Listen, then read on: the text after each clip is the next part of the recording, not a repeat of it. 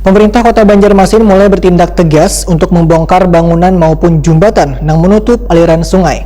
Agar pelaksanaannya bisa berjalan lancar dan sesuai aturan, maka dibentuklah Satuan Tugas Normalisasi Sungai wan Penanggulangan Banjir di Banjarmasin di Ruang Kayu Baimbai, Balai Kota Banjarmasin, jelang tengah hari Rabu 3 Februari 2021.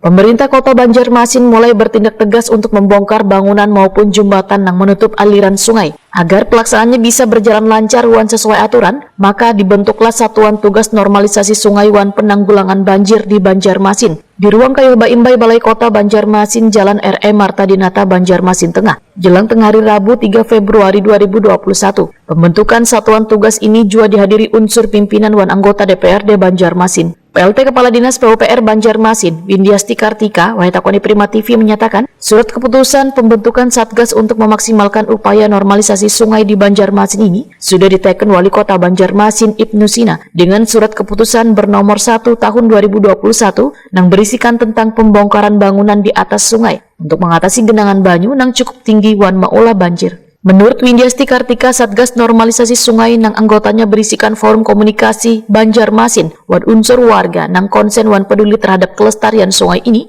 mulai efektif bekerja sejak 2 Februari 2021.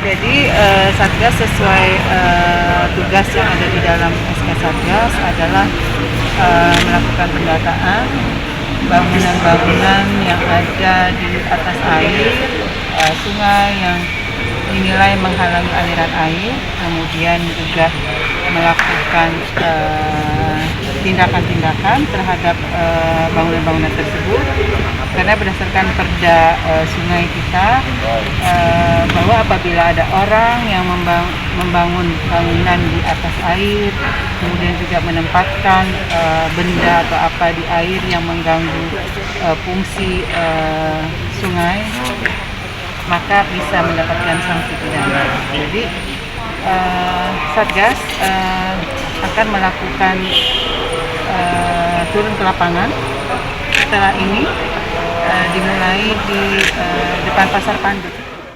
Windiasti Kartika menambahkan pembentukan Satgas ini merupakan komitmen kepedulian wan tanggung jawab pemerintah Kota Banjarmasin terhadap musibah banjir wan banyu pasang yang bisa saja kembali melanda Kota Seribu Sungai.